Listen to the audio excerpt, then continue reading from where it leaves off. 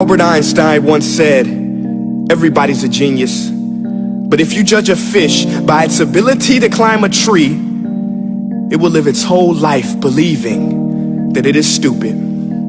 Ladies and gentlemen of the jury, today on trial we have modern day schooling. Glad you could come. Not only does he make fish climb trees, but also makes them climb down and do a 10-mile run. Tell me, school, are you proud of the things you've done?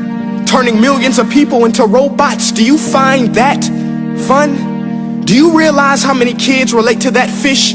Swimming upstream in class, never finding their gifts, thinking they are stupid, believing they are useless? Well, the time has come, no more excuses. I call school to the stand and accuse him of killing creativity, individuality, and being intellectually abusive. He's an ancient institution that has outlived his usage. So, Your Honor, this concludes my opening statement, and if I may present the evidence of my case, I will prove it. Proceed. Exhibit A. Here's a modern day phone. Recognize it? Here's a phone from 150 years ago. Big difference, right? Stay with me. Here's a car from today, and here's a car from 150 years ago. Big difference, right? Well, get this. Here's a classroom of today, and here's a class we used 150 years ago. Now, ain't that a shame? In literally more than a century, nothing has changed. Yet you claim to prepare students for the future? But with evidence like that, I must ask, do you prepare students for the future or the past? I did a background check on you and let the record show that you were made to train people to work in factories, which explains why you put students in straight rows, nice and neat, tell them sit still, raise your hand if you want to speak, give them a short break to eat, and for 8 hours a day tell them what to think. Oh, and make them compete to get an A letter which determines product quality, hence grade A of meat. I get it. Back then, times were different. We all have a past. I myself am no Gandhi. But today, we don't need to make robot zombies. The world has progressed. And now we need people who think creatively, innovatively, critically, independently, with the ability to connect. See, every scientist will tell you that no two brains are the same. And every parent with 2 or more children will confirm that claim. So please explain why you treat students like cookie cutter frames or snapback hats, giving them this one-size-fits-all crap. Watch your language. Sorry, Your Honor, but if a doctor prescribed the exact same medicine to all of his patients, the results will be tragic. So many people would get sick, yet when it comes to school, this is exactly what happens. This educational malpractice, where one teacher stands in front of 20 kids, each one having different strengths, different needs, different gifts, different dreams, and you teach the same thing the same way? That's horrific. Ladies and gentlemen, the defendant should not be acquitted. This may be one of the worst criminal offenses ever to be committed. And let's mention the way you treat your employees. Objection. Overruled. I want to hear this. It's a shame.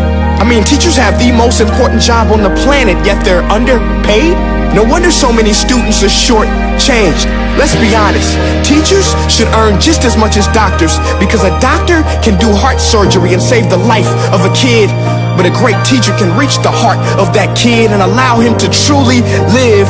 See, teachers are heroes that often get blamed, but they're not the problem. They work in a system without many options or rights. Curriculums are created by policymakers, most of which have never taught a day in their life. Just obsessed with standardized tests. They think bubbling in a multiple choice question will determine success. That's outlandish. In fact, these tests are too cruel to be used and should be abandoned, but don't take my word for it. Take Frederick J. Kelly, the man who invented standardized testing, who said, and I quote, "These tests are too cruel to be used and should be abandoned." Ladies and gentlemen of the jury, if we continue down this road, the results will be lethal. I don't have much faith in school, but I do have faith in people. And if we can customize healthcare, cars, and Facebook pages, then it is our duty to do the same for education, to upgrade it, change it, do away with school spirit, because that's useless. Unless we're working to bring the spirit out of each and every student, that should be our task.